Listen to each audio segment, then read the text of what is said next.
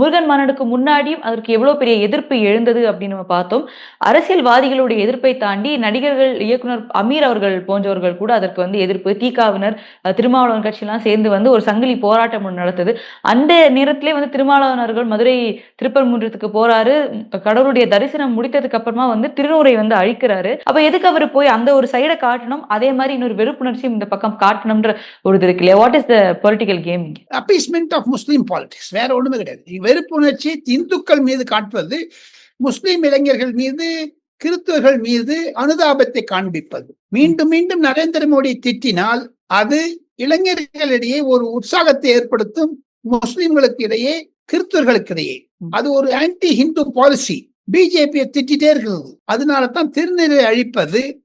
இப்ப நரேந்திர மோடி வந்து தொப்பி போடல, அந்த முஸ்லிம்கள் கஞ்சி குடிக்கக்கூடிய அந்த ரம்ஜான் விருந்தில் என்று பெரிய குற்றச்சாட்டு வந்தது.